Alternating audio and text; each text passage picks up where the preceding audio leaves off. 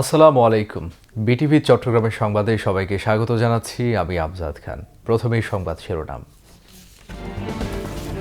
আসন্ন গণভোটে হ্যাঁতে সিল দিতে জনগণের প্রতি আহ্বান প্রধান উপদেষ্টা প্রফেসর মোহাম্মদ ইউনূসের।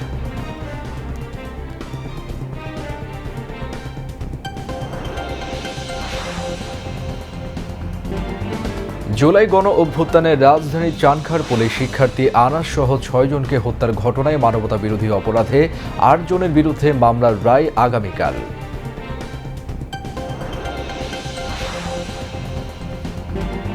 চীনের সহায়তায় তিস্তা মহাপরিকল্পনা বাস্তবায়ন করতে কাজ এগিয়ে নিচ্ছে সরকার, জানালেন উপদেষ্টা সৈয়দা রেজওয়ানা হাসান।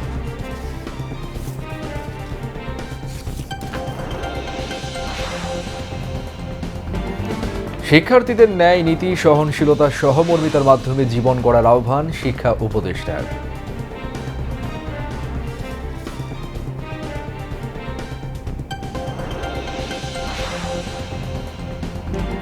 শহীদ রাষ্ট্রপতি জিয়াউর রহমানের ৯০তম জন্মবার্ষিকী আজ। গণতন্ত্রকে প্রাতিষ্ঠানিক রূপ দিয়ে ধ্বংসপ্রাপ্ত অর্থনীতিকে গড়ে তোলার শপথ নিয়েছে বিএনপি, বললেন মির্জা ফখরুল।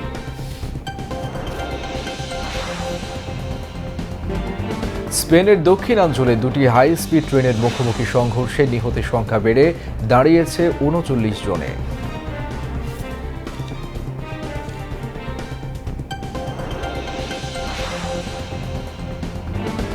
এবং ব্যাংককে সাফ পুরুষ ফুটসাল চ্যাম্পিয়নশিপে ভুটানকে ৪-১ গোলে হারিয়েছে বাংলাদেশ।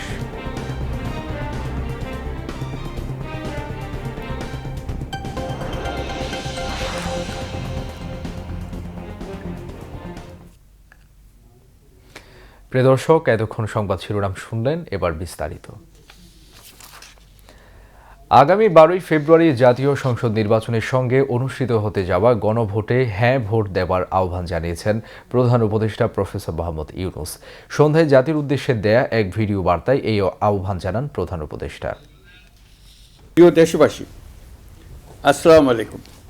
জুলাই গণ অভ্যুত্থান জাতির ইতিহাসে এক অসাধারণ অর্জন।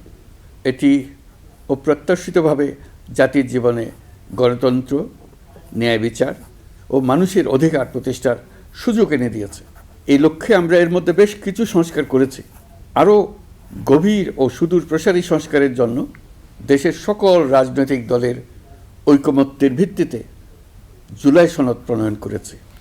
এই জুলাই সনদ বাস্তবায়নের জন্য আপনাদের সম্মতি প্রয়োজন। এর জন্য গণভোটের আয়োজন করা হয়েছে। এই গণভোটে অংশ নিন, সনদে আপনার সম্মতি দেন। আগামী ১২ই ফেব্রুয়ারি জাতীয় সংসদ নির্বাচনের দিনেই অনুষ্ঠিত হবে গণভোট।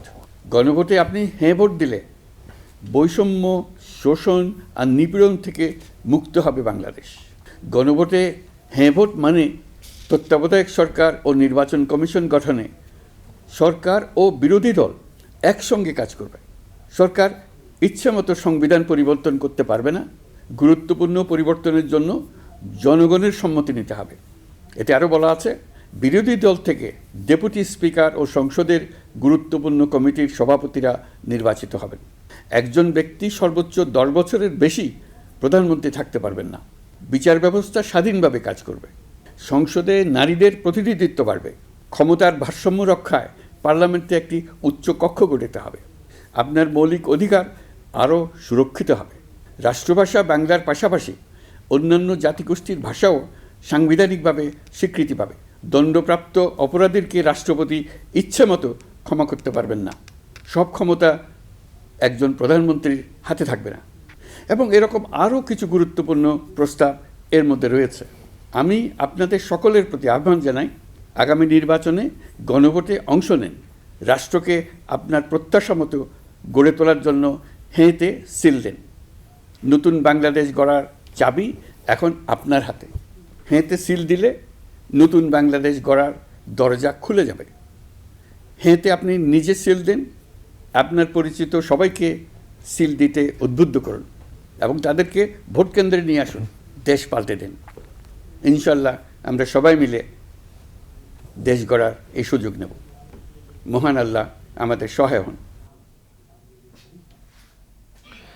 জুলাই গণ অভ্যুত্থানের রাজধানী চানখারপুলে শিক্ষার্থী আনাস সহ ৬ জনকে হত্যার ঘটনায় মানবতা বিরোধী অপরাধে ডিএমপির সাবেক কমিশনার হাবিবুর রহমান সহ ৮ জনের বিরুদ্ধে মামলার রায় ঘোষণা করা হবে আগামীকাল। এদিকে পতিত আওয়ামী লীগ সরকারের শাসনামলে গুম করে জয়েন্ট ইরিগেশন সেলের নির্যাতনের ঘটনায় ক্ষমতাচ্যুত প্রধানমন্ত্রী শেখ হাসিনা, তার নিরাপত্তা উপদেষ্টা তারিক আহমেদ সিদ্দিক ও সেনা কর্মকর্তা সহ ১৩ জনের বিরুদ্ধে করা মামলায় আজ সাক্ষ্য গ্রহণ শুরু হয়েছে। বিচারপতি গোলাম মুর্তজা মজুমদারের নেতৃত্বাধীন আন্তর্জাতিক অপরাধ ট্রাইব্যুনাল ১-এ আজ এই সাক্ষ্য গ্রহণ শুরু হয়।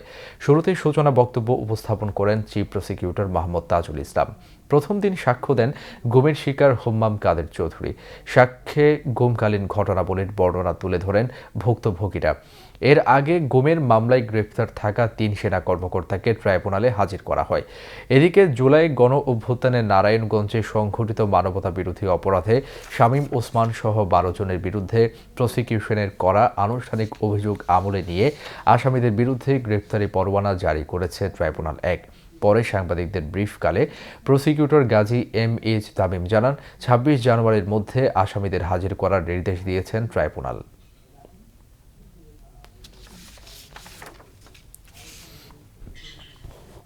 রিয়াগোপ সহ ১০ জনকে হত্যার অভিযোগে এই ফরমাল চার্জশিট দাখিল করা হয়েছে।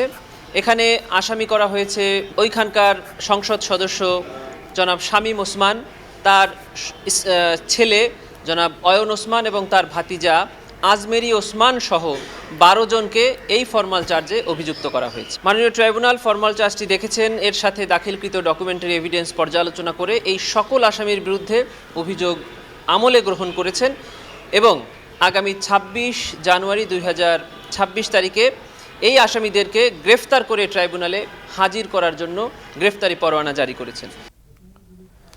অন্যদিকে ট্রাইব্যুনাল ২-এ সাভারের আশুলিয়ায় ৬ মরদেহ পোড়ানো সহ ৭ জনকে হত্যা মামলায় যুক্তিতর্ক উপস্থাপন পর্বে চতুর্থ দিনের মতো আসামি পক্ষের যুক্তি উপস্থাপন চলে। সকালে এই মামলায় গ্রেপ্তার থাকা ৮ আসামিকে ট্রাইব্যুনালে হাজির করা হয়। চট্টগ্রামে আইনজীবী সাইফুল ইসলাম আলিফ হত্যা মামলার প্রধান আসামি সনাতনী জাগরণ জোটের মুখপাত্র চিন্ময় কৃষ্ণ দাস সহ ৩৯ আসামির বিচার শুরুর আদেশ দিয়েছে আদালত। আজ চট্টগ্রাম বিভাগীয় দ্রুত বিচার ট্রাইব্যুনালের বিচারক জাহিদুল হক শুনানি শেষে এই আদেশ দেন। আসামিদের বিরুদ্ধে অভিযোগ গঠন করে সাক্ষ্য গ্রহণ শুরুর জন্য ২রা ফেব্রুয়ারির দিন ধার্য করেন আদালত। বিস্তারিত সীমা শারমিনের প্রতিবেদনে। কড়া নিরাপত্তার মধ্য দিয়ে সকাল 10:45টার দিকে চিন্ময় সহ এই মামলার 23 আসামিকে চট্টগ্রাম কারাগার থেকে আদালতে হাজির করা হয়। মামলার বাকি 16 জন পলাতক। শুনানিতে চিন্ময়কে নির্দোষ দাবি করে তাকে মামলা থেকে অব্যাহতির জন্য আবেদন করেন তার আইনজীবী অপূর্ব কুমার ভট্টাচার্য। এ সময় রাষ্ট্রপক্ষ এতে আপত্তি জানায়। উভয় পক্ষের শুনানি শেষে আদালত ৩৯ আসামির বিরুদ্ধে অভিযোগ গঠন করেন। দ্রুত বিচার ট্রাইব্যুনালের সরকারি কৌঁসুলি SUM নুরুল ইসলাম আদেশের বিষয়টি নিশ্চিত করেছেন। এদিকে আদালতে হাজির হন আইনজীবী সাইফুলের বাবা জামাল উদ্দিন। বিচারটি যাতে দ্রুত সম্পন্ন হয়, ছেলে হত্যার বিচারই এখন তার একমাত্র দাবি। গত বছরের ১ জুলাই সনাতনী জাগরণ জোটের মুখপাত্র চিন্ময় দাস সহ ৩৮ জনকে আসামি করে চট্টগ্রাম আদালতে অভিযোগপত্রটি জমা দেন তদন্ত কর্মকর্তা। পরে বাদী নারাজি দিলে একই বছরের ২৫ আগস্ট আদালত আসামি সুকান্ত দত্ত সহ ৩৯ জনের বিরুদ্ধে অভিযোগপত্র গ্রহণ করেন। গত মাসে মামলাটি বিচারের জন্য প্রস্তুত হয়ে ম্যাজিস্ট্রেট আদালত থেকে দ্রুত বিচার ট্রাইব্যুনালে আসে। ২০২৪ সালের ২৬ নভেম্বর সনাতনী জাগরণ জোটের মুখপাত্র চিন্ময় দাসের জামিনকে কেন্দ্র করে সংঘর্ষের মধ্যে আইনজীবী সাইফুলকে পিটিয়ে ও কুপিয়ে হত্যা করা হয়। এ হত্যার ঘটনায় তার বাবা জামাল উদ্দিন বাদী হয়ে ৩১ জনের নাম উল্লেখ করে হত্যা মামলাটি করেন। সীমা শারমিন, BTV নিউজ। তথ্য ও সম্প্রচার, পরিবেশ, বন ও জলবায়ু পরিবর্তন এবং পানি সম্পদ উপদেষ্টা সৈয়দা রেজওয়ানা হাসান বলেছেন, তিস্তা প্রকল্প যাতে টেকসই হয় সেই লক্ষ্য নিয়েই যথাযথ মূল্যায়নপূর্বক কাজ এগিয়ে নিচ্ছে চীন এবং বাংলাদেশ সরকার। তিনি আজ রংপুরের কাউনিয়ায় তিস্তা পাড়ে সাংবাদিকদের প্রশ্নের জবাবে এই কথা বলেন। নুরুল ইসলাম খন্দকারের প্রতিবেদন। একসময় তিস্তা নদী ছিল দেশের উত্তরাঞ্চলের প্রাণ প্রকৃতির বিশাল আধার। ব্যবসা বাণিজ্য আর জীবিকার অন্যতম পথ। উজানে বাঁধের কারণে সেই প্রবল নদী এখন ক্ষীণকায়, বিশেষ করে শীতের মৌসুমে। এমনকি সেচের পানিরও সংকট দেখা যায় এ সময়।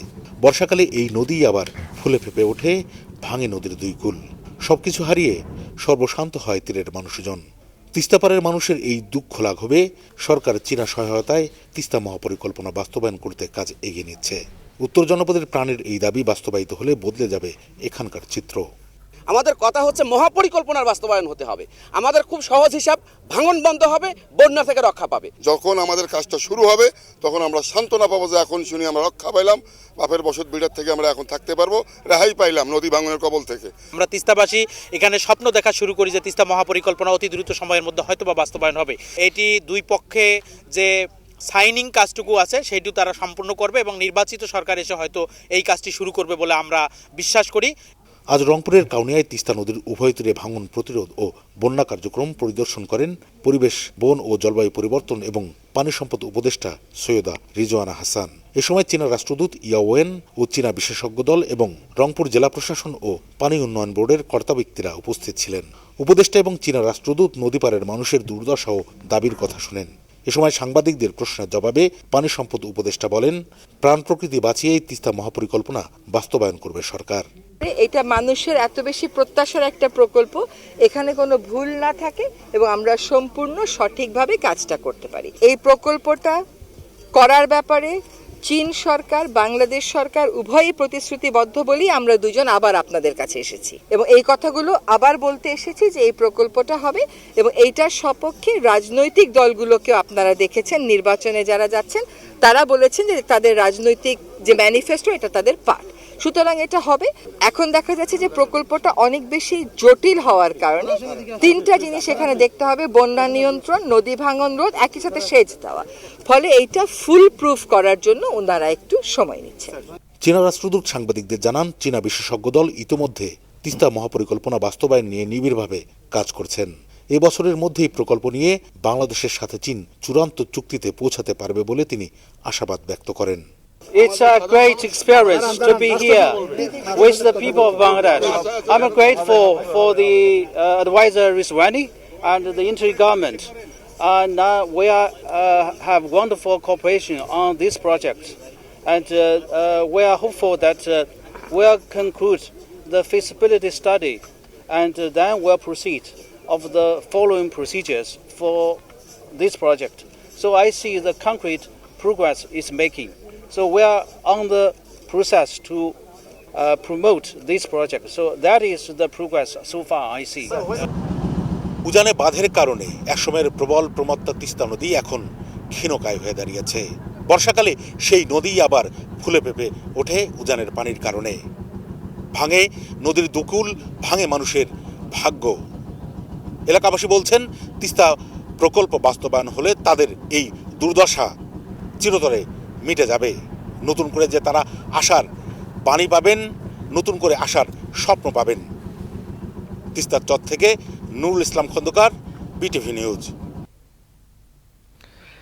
শিক্ষার্থীদের ন্যায়নীতি, সহনশীলতা সহ মর্মিতার মাধ্যমে জীবন গড়ার আহ্বান জানিয়েছেন শিক্ষা উপদেষ্টা অধ্যাপক ডক্টর চৌধুরী রফিকুল আবরার।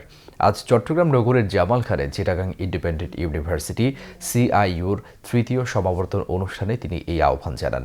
শিক্ষা উপদেষ্টা বলেন, ডিগ্রি অর্জনের মাধ্যমে জীবনের সফলতা মাপা যায় না।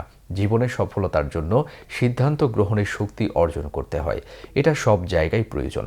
অনুষ্ঠানে সমাবর্তন বক্তা ছিলেন ব্র্যাকেট চেয়ারপারসন ও সাবেক তত্ত্বাবধায়ক সরকারের সাবেক উপদেষ্টা ডক্টর হোসেন জিল্লুর রহমান।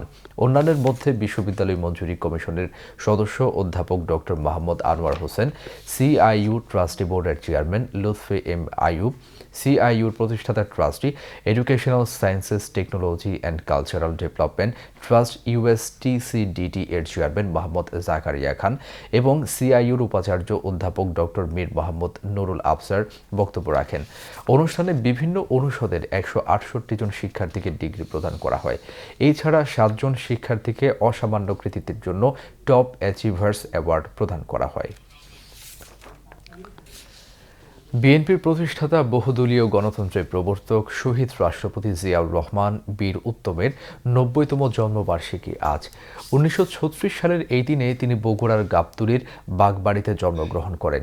জিয়াউর রহমানের পিতার নাম মনসুর রহমান। তিনি পেশায় ছিলেন একজন রসায়নবিদ। বগুড়া ও কলকাতায় শৈশব ও কৈশোর অতিবাহিত করার পর জিয়াউর রহমান পিতার সাথে তার কর্মস্থল করাচিতে চলে যান। শিক্ষাজীবন শেষে ১৯৫৫ সালে তিনি পাকিস্তান মিলিটারি একাডেমিতে অফিসার হিসেবে কমিশন লাভ করেন। বর্ণাঢ্য কর্মজীবনের অধিকারী শহীদ জিয়াউর রহমান বাংলাদেশের গণমানুষের কাছে বাংলাদেশি জাতীয়তাবাদের প্রবক্তা ও বহুদলীয় গণতন্ত্রের প্রতিষ্ঠাতা হিসেবে স্বীকৃত হয়েছেন। একজন সৈনিক হিসেবে কর্মজীবন শুরু করলেও তার জীবনের বিশেষ বৈশিষ্ট্য হচ্ছে দেশের সকল সংকটে তিনি ত্রাণকর্তা হিসেবে বারবার অবতীর্ণ হয়েছেন। দেশকে সংকট থেকে মুক্ত করেছেন। অস্ত্র হাতে নিয়ে নিজে যুদ্ধ করেছেন। যুদ্ধ শেষে আবার পেশাদার সৈনিক জীবনে ফিরে গেছেন। জিয়াউর রহমান সময়ের প্রয়োজনেই প্রায় ৪.৫ দশক আগে প্রতিষ্ঠা করেছিলেন বাংলাদেশ জাতীয়তাবাদী দল বিএনপি। তার গড়া সে রাজনৈতিক দল তার সহধর্মিণী সাবেক প্রধানমন্ত্রী বেগম খালেদা জিয়ার নেতৃত্বে দেশের অন্যতম বৃহৎ রাজনৈতিক দল হিসেবে স্বীকৃত। অসাধারণ দেশপ্রেমিক, অসম সাহসিকতা, সততা, নিষ্ঠা ও সহজ সরল ব্যক্তিত্বের প্রতীক জিয়াউর রহমানের অবদান দেশের জন্য অসামান্য। ১৯৬৫ সালে পাক ভারত যুদ্ধে খেমকারান সেক্টরে অসীম সাহসিকতার সাথে তিনি যুদ্ধ করেন। বাংলাদেশের মুক্তিযুদ্ধের সেক্টর কমান্ডার হিসেবে যুদ্ধ পরিচালনা করেন তিনি। জিয়াউর রহমানের সৈনিক ও রাজনৈতিক জীবনের সততা, নিষ্ঠা ও নিরলস পরিশ্রম প্রতিটি মানুষ শ্রদ্ধা ভরে এখনও স্মরণ করে। একজন খাঁটি দেশপ্রেমিক হিসেবেও তার পরিচিতি সর্বজন বিদিত। সময়ের পরীক্ষায় উত্তীর্ণ হয়েছে শহীদ জিয়ার রাজনৈতিক দর্শন ও দিক নির্দেশনা। তার প্রতিষ্ঠিত রাজনৈতিক দল বিএনপি দেশের স্বাধীনতা পরবর্তীকালে কয়েকবার রাষ্ট্র ক্ষমতায় অধিষ্ঠিত ছিল। বিএনপির প্রতিষ্ঠাতা ও সাবেক রাষ্ট্রপতি জিয়াউর রহমানের ৯০তম জন্মবার্ষিকী উপলক্ষে ২ দিনের বিস্তারিত কর্মসূচি ঘোষণা করা হয়েছে। এদিকে বিএনপির প্রতিষ্ঠাতা এবং স্বাধীনতার ঘোষক শহীদ প্রেসিডেন্ট জিয়াউর রহমানের ৯০তম জন্মবার্ষিকী উপলক্ষে শহীদ প্রেসিডেন্ট জিয়াউর রহমানের মাজারে ফুল দিয়ে শ্রদ্ধা নিবেদন করেন বিএনপি ও এর সহযোগী সংগঠনের নেতৃবৃন্দ। শ্রদ্ধা নিবেদন শেষে বিএনপি মহাসচিব মির্জা ফখরুল ইসলাম আলমগীর বলেন, গণতন্ত্রকে প্রাতিষ্ঠানিক রূপ দেওয়ার পাশাপাশি ধ্বংসপ্রাপ্ত অর্থনীতিকে গড়ে তোলার জন্য শপথ গ্রহণ করেছে বিএনপি ও এর সহযোগী সংগঠনের নেতৃবৃন্দ। বিস্তারিত জানাচ্ছেন মাহমুদুল হক সুজন। বাংলাদেশের বহুদলীয় গণতন্ত্রের প্রতীক বিএনপির প্রতিষ্ঠাতা এবং স্বাধীনতার ঘোষক শহীদ প্রেসিডেন্ট জিয়াউর রহমানের ৯০তম জন্মবার্ষিকী উপলক্ষে সকালে দলের কেন্দ্রীয় নেতৃবৃন্দকে সঙ্গে নিয়ে শহীদ প্রেসিডেন্ট জিয়াউর রহমানের মাজারে ফুল দিয়ে শ্রদ্ধা নিবেদন করেন বিএনপি মহাসচিব মির্জা ফখরুল ইসলাম আলমগীর। শ্রদ্ধা নিবেদন শেষে বিএনপি মহাসচিব মির্জা ফখরুল ইসলাম আলমগীর বলেন, গণতন্ত্রকে প্রাতিষ্ঠানিক রূপ দেওয়ার পাশাপাশি ধ্বংসপ্রাপ্ত অর্থনীতিকে গড়ে তোলার জন্য শপথ গ্রহণ করেছে বিএনপি ও এর সহযোগী সংগঠনের নেতৃবৃন্দ। তিনি বলেন, শপথের মধ্য দিয়ে বাংলাদেশে শহীদ প্রেসিডেন্ট জিয়াউর রহমানের আদর্শকে বাস্তবায়ন করবে বিএনপি। শহীদ প্রেসিডেন্ট জিয়াউর রহমান বাংলাদেশের রাজনীতিতে একটি এমন নাম যে নাম প্রতি মুহূর্তেই স্মরণ করতে হয়। যিনি বাংলাদেশের স্বাধীনতা ঘোষণা করেছিলেন, পরবর্তীকালে বাংলাদেশের গণতন্ত্রকে এবং বহুদলীয় গণতন্ত্রকে তিনি পুরো প্রবর্তন করেছিলেন। বাংলাদেশকে সমৃদ্ধির অর্থনীতিতে পরিণত করেছিলেন।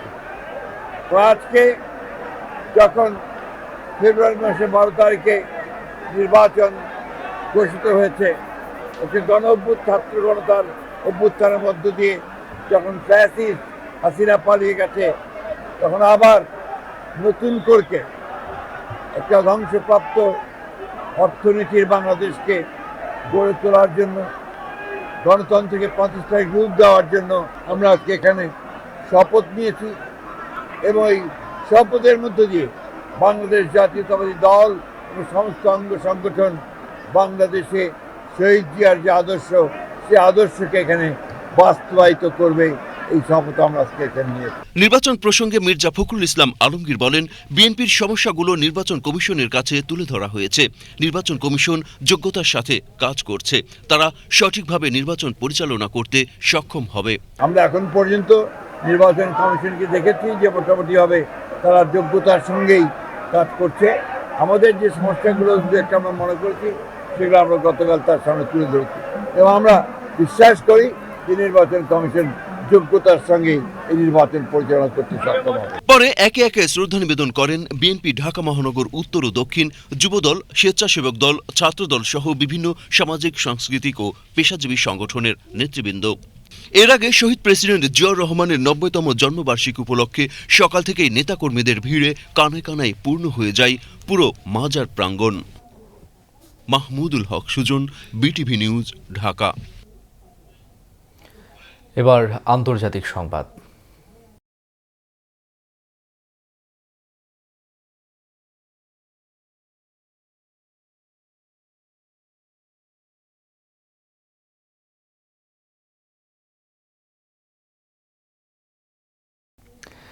স্পেনের দক্ষিণাঞ্চলে দুটি উচ্চগতির ট্রেনের মুখোমুখি সংঘর্ষে নিহতের সংখ্যা বেড়ে ৩৯ জনে দাঁড়িয়েছে।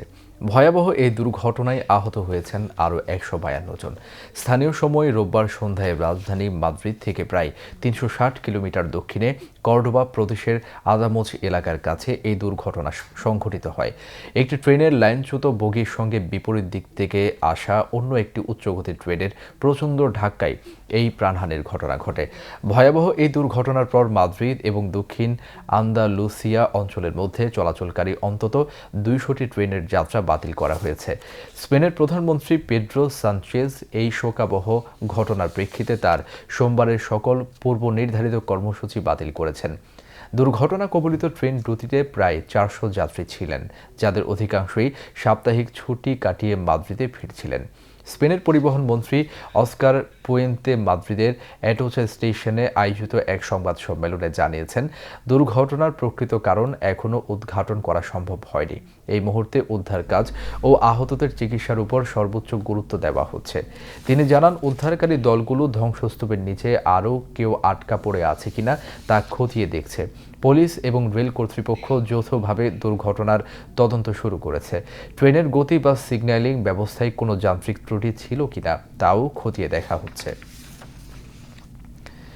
গ্রিনল্যান্ড দখল ইস্যুতে যুক্তরাষ্ট্রের অবস্থান ঘিরে চাপ বাড়ছে আন্তর্জাতিক মহলে। যুক্তরাষ্ট্রের সিদ্ধান্তের বিরোধিতা করে সরাসরি অবস্থান নিয়েছেন ব্রিটিশ প্রধানমন্ত্রী কির স্টারমার। মার্কিন প্রেসিডেন্ট ডোনাল্ড ট্রাম্পের সঙ্গে ফোন আলাপে গ্রিনল্যান্ড নিয়ে বিরোধিতাকারী দেশগুলোর উপর কড়া রূপের সিদ্ধান্তকে ভুল বলে মন্তব্য করেন তিনি। জাকিয়া জামান, আনিকার ডেস্ক রিপোর্ট।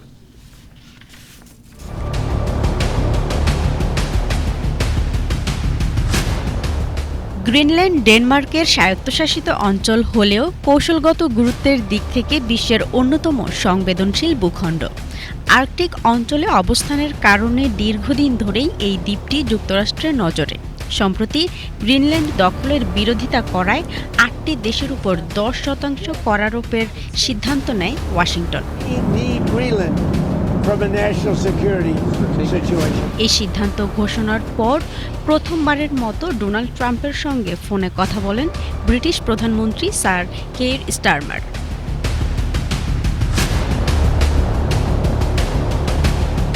ফোনালাপে স্টারমার স্পষ্টভাবে বলেন, গ্রিনল্যান্ড ইস্যুতে মতবিরোধের কারণে মিত্র দেশগুলোর উপর শুল্ক আরোপ একটি ভুল সিদ্ধান্ত।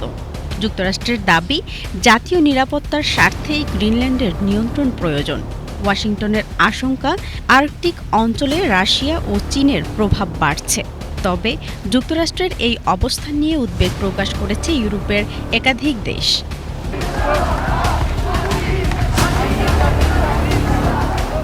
গ্রিনল্যান্ডের সাধারণ মানুষও জানিয়ে দিয়েছে তারা ডেনমার্কের অধীনেই থাকতে চায়, আমেরিকানদের অধীনে নয়।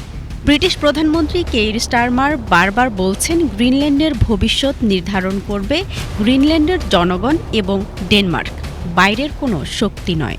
এই ইস্যুতে স্টারমার আলোচনা করেছেন ডেনমার্কের প্রধানমন্ত্রী মেটি ফ্রেডেরিকসন, ইউরোপীয় কমিশনের president Ursula von der Leyen এবং নেটো মহাসচিব মার্ক রুটের সঙ্গে। ডেনমার্কের পক্ষ থেকে আরও কঠোর বার্তা এসেছে। কোপেনহেগেন জানিয়েছে, গ্রিনল্যান্ড বিক্রির কোনো বস্তু নয় এবং গ্রিনল্যান্ডে হামলার সিদ্ধান্ত নেটো ঐক্যের জন্য বড় হুমকি হবে। সব মিলিয়ে গ্রিনল্যান্ড এখন পরিণত হয়েছে বৈশ্বিক শক্তির টানাপোড়েনের কেন্দ্রবিন্দুতে। বিশ্লেষকদের মতে গ্রিনল্যান্ড ইস্যুতে যুক্তরাষ্ট্রের অবস্থান ভবিষ্যতে নেটোর ভেতরেই মতপার্থক্য আরও বাড়াতে পারে। এই ইস্যুতে আন্তর্জাতিক চাপের মুখে ওয়াশিংটন অবস্থান বদলায় কিনা সেদিকেই এখন তাকিয়ে পুরো বিশ্ব। জাকিয়া জামান আনিকা, বিটিভি নিউজ। মার্কিন প্রেসিডেন্ট ডোনাল্ড ট্রাম্পের সকল ধরনের হুমকি উপেক্ষা করে কড়া বার্তা দিল ইরান। দেশের প্রেসিডেন্ট মাসুদ পেজেশকিয়ান এক বার্তায় বলেছেন, ইরানের সর্বোচ্চ নেতা আয়াতুল্লাহ আলী খামেনিকে লক্ষ্য করে যে কোনো হামলা হলে তা পূর্ণ মাত্রার যুদ্ধ হিসেবে বিবেচিত হবে। গতকাল সামাজিক যোগাযোগ মাধ্যম এক্সে দেওয়া এক পোস্টে তিনি এই হুঁশিয়ারি দেন। মাসুদ পেজেশকিয়ান বলেছেন, দেশের সর্বোচ্চ নেতা আয়াতুল্লাহ আলী খামেনির উপর যে কোনো হামলা ইরানের বিরুদ্ধে পূর্ণ মাত্রার যুদ্ধ ঘোষণার শামিল। এই নিয়ে তিনি যুক্তরাষ্ট্রকে কড়া সতর্কবার্তা দিয়েছেন। তিনি বলেছেন, ইরানে মার্কিন হামলা হলে এর কঠোর জবাব দেওয়া হবে। এছাড়া ইরানিদের দুর্দশার জন্য তিনি যুক্তরাষ্ট্র ও তার মিত্রদের দায়ী করেছেন। মাসুদ পেজেশকিয়ান বলেছেন, বর্তমানে ইরানিদের যে আর্থিক কষ্ট এবং দুরবস্থা তার অন্যতম প্রধান কারণ হল মার্কিন সরকার ও তাদের মিত্রদের দীর্ঘদিনের শত্রুতা এবং অমানবিক নিষেধাজ্ঞা। এর আগে গত শনিবার আয়াতুল্লাহ আলী খামেনির ৩৭ বছরের শাসনের অবসানের আহ্বান জানান মার্কিন প্রেসিডেন্ট ডোনাল্ড ট্রাম্প। তিনি বলেন, ইরানের নতুন নেতৃত্ব খোঁজার সময় এসেছে। ভয়াবহ দাবানলে বিপর্যস্ত হয়ে পড়েছে দক্ষিণ আমেরিকার দেশ চিলি। রাজধানী সান্তিয়াগো থেকে ৫০০ কিলোমিটার দক্ষিণের নোবল ও বায়োবি অঞ্চলে অন্তত ১৯ জনের মৃত্যুর খবর পাওয়া গেছে। সরিয়ে নেওয়া হয়েছে অন্তত ৫০,০০০-এরও বেশি মানুষকে। দেশের প্রেসিডেন্ট গ্যাব্রিয়েল বোরিক প্রাণঘাতী দাবানল ছড়িয়ে পড়া দুটি অঞ্চলে মহাবিপর্যয় ঘোষণা করেছেন। উপকূলীয় কনসেপসিয়ন শহরের সীমান্তের শুকনো বনাঞ্চলে সবচেয়ে বিপজ্জনকভাবে আগুন ছড়িয়ে পড়েছে। প্রায় ২৫০টি বাড়ি ধ্বংস হয়েছে বলে জানিয়েছেন দুর্যোগ মোকাবেলা কর্মকর্তারা। স্থানীয় গণমাধ্যমে রাস্তায় পড়ে যাওয়া গাড়ির ছবি দেখা গেছে। সম্প্রতি কয়েক বছরে চিলি দফায় দফায় ধ্বংসাত্মক দাবানল দেখছে। দীর্ঘদিন ধরে খরা পরিস্থিতিতে দাবানল আরও বেড়ে যাচ্ছে। আবারও দেশের খবর। চট্টগ্রামে আজ পরমাণু চিকিৎসা বিজ্ঞানের উপর স্টেক হোল্ডারদের নিয়ে এক মতবিনিময় সভা অনুষ্ঠিত হয়েছে। চট্টগ্রাম মেডিকেল কলেজে অনুষ্ঠানে প্রধান অতিথি ছিলেন বিজ্ঞান ও প্রযুক্তি সচিব মোহাম্মদ আনোয়ার হোসেন। অন্যান্যের মধ্যে বাংলাদেশ আণবিক শক্তি কমিশনের chairman doctor Mohammad Mujibur Rahman, INMAS চট্টগ্রামের পরিচালক ডাক্তার পবিত্র কুমার ভট্টাচার্য, প্রকল্প পরিচালক ডাক্তার মোহাম্মদ মঞ্জুর আহসান, চট্টগ্রাম পরমাণু চিকিৎসা কেন্দ্রের মেডিকেল অফিসার ডাক্তার মোহাম্মদ ফারহান মোস্তাসিম ও INMAS চট্টগ্রামের চিফ মেডিকেল অফিসার ডাক্তার মোহাম্মদ সাজ্জাদ হোসেন বক্তব্য রাখেন। কক্সবাজারের টেকনাফ উপজেলায় অস্ত্র ও গুলিসহ একাধিক মামলার আসামি এক শীর্ষ সন্ত্রাসীকে আটক করেছে বাংলাদেশ নৌবাহিনী। গতরাতে উপজেলার নাজিরপাড়ায় নৌবাহিনী অভিযান চালিয়ে একাধিক মামলার ওয়ারেন্টভুক্ত আসামি শামসুল হক ওরফে বদাফোলাকে আটক করে। এই সময় তার তরমুজ ক্ষেতের ছাপড়ি ঘরে তল্লাশি চালিয়ে 2টি বিদেশি পিস্তল, 3 রাউন্ড পিস্তলের গুলি, 2 রাউন্ড শর্টগানের গুলি এবং একটি দেশীয় ধারালো অস্ত্র উদ্ধার করা হয়। তার বিরুদ্ধে মাদক পাচার, মানুষকে জিম্মি করে অর্থ আদায় ও জোরপূর্বক জমি দখল সহ বিভিন্ন অপরাধমূলক কর্মকাণ্ডের অভিযোগ রয়েছে। পরে উদ্ধারকৃত অস্ত্র ও গুলিসহ তাকে টেকনাফ থানায় হস্তান্তর করা হয়। উল্লেখ্য, ত্রয়োদশ জাতীয় সংসদ নির্বাচনকে সামনে রেখে সমুদ্র ও উপকূলীয় এলাকার নিরাপত্তা নিশ্চিতকরণে বাংলাদেশ নৌবাহিনীর নিয়মিত অভিযান অব্যাহত রয়েছে। পাশাপাশি অভ্যন্তরীণ সন্ত্রাস, মাদক ও অন্যান্য অপরাধমূলক কর্মকাণ্ড প্রতিরোধে নৌবাহিনী সক্রিয় ভূমিকা পালন এবং একটি সুষ্ঠু ও অবাধ নির্বাচন নিশ্চিত করার লক্ষ্যে উপকূলীয় 8টি জেলার 16টি সংসদীয় আসনে 25টি কন্টিনজেন্টে প্রায় 5,000 নৌবাহিনী সদস্য মোতায়েন করেছে। শেয়ার বাজারের খবর।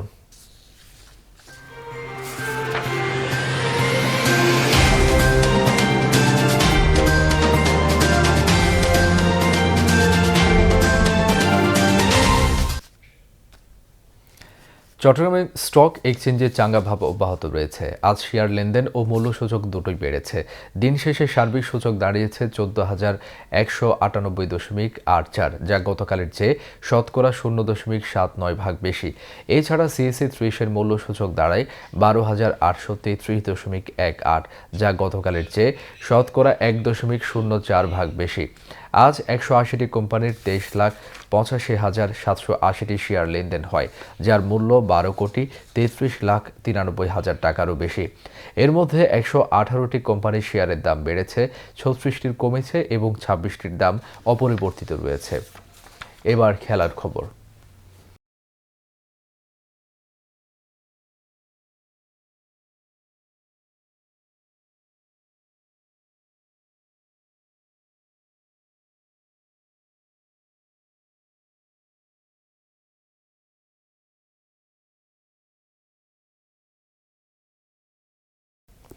ফুটসাল। থাইল্যান্ডের ব্যাংককে চলমান সাফ পুরুষ ফুটসাল চ্যাম্পিয়নশিপে ভুটানকে 4-1 গোলে উড়িয়ে দিয়েছে বাংলাদেশ। টুর্নামেন্টে সাইদ খোদা রাহমির শিশুদের পথ চলা শুরু হয়েছিল ভারতের বিপক্ষে 4-4 গোলের ড্র দিয়ে। তবে দ্বিতীয় ম্যাচে মালদ্বীপের কাছে 6-1 গোলের বড় ব্যবধানে বিধ্বস্ত হতে হয় বাংলাদেশকে। সেই বিপর্যয় কাটিয়ে তৃতীয় ম্যাচে দারুণভাবে ঘুরে দাঁড়িয়েছে তারা। এটি আন্তর্জাতিক ফুটসালের ইতিহাসে বাংলাদেশের প্রথম জয়। গতরাতে ম্যাচের 5ম ও 10ম মিনিটে মঈন আহমেদের জোড়া গোল বাংলাদেশকে ম্যাচের নিয়ন্ত্রণ এনে দেয়। ভুটান বিরতির পরপরই একটি গোল শোধ দেয়, কিন্তু শেষ দিকে ফয়সাল হোসেন ও ইব্রাহিম আহমেদের গোলে বড় জয় নিয়ে মাঠ ছাড়ে বাংলাদেশ। 3 ম্যাচে 4 পয়েন্ট নিয়ে সাফ ফুটসাল চ্যাম্পিয়নশিপে পয়েন্ট তালিকায় 4-এ রয়েছে বাংলাদেশ। বাংলাদেশের চতুর্থ ম্যাচ শ্রীলঙ্কার বিপক্ষে মঙ্গলবার। চট্টগ্রামে সিসিএস চ্যালেঞ্জ কাপ টি-20 ক্রিকেট টুর্নামেন্টের প্লেয়ার ড্রাফট অকশন অনুষ্ঠিত হয়েছে। সিজেকেএস ক্লাব সমিতির উদ্যোগে গত রাতে চট্টগ্রাম ক্লাবের টেনিস কোর্ট হলরুমে টুর্নামেন্টে অংশগ্রহণকারী 10টি ক্লাবের মধ্যে খেলোয়াড় বণ্টন করা হয়। ক্লাবগুলো হলো রাইজিং স্টার, চট্টগ্রাম বন্দর কর্তৃপক্ষ, ক্রীড়া সমিতি, শহীদ শাহজাহান সংঘ, Shatadal club, friends club, brothers union, Ispahani sporting club, Mohammedan sporting club, city corporation একাদশ ও রাইজিং স্টার ক্লাব জুনিয়র। এর আগে টুর্নামেন্টে অংশগ্রহণের জন্য খেলোয়াড় রেজিস্ট্রেশন সম্পন্ন করে সিজেকেএস ক্লাব সমিতি। অনুষ্ঠানে সিজেকেএস ক্লাব সমিতির president advocate Shahin Aftabur Reza Chowdhury, secretary Syed Shahabuddin Shamim সহ ক্রীড়া সংগঠক ও ক্লাবের কর্মকর্তারা বক্তব্য রাখেন। এবার আবহাওয়ার খবর।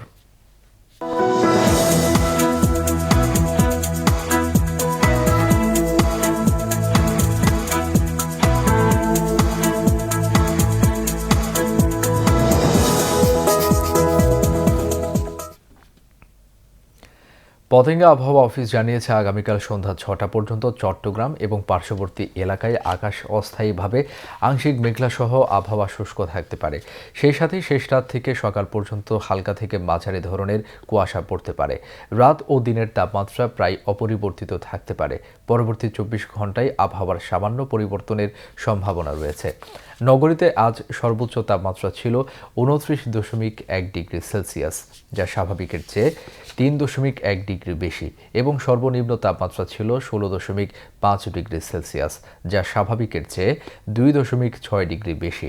আগামীকাল চট্টগ্রামে সূর্যোদয় 6টা 35 মিনিটে এবং সূর্যাস্ত 5টা 33 মিনিটে।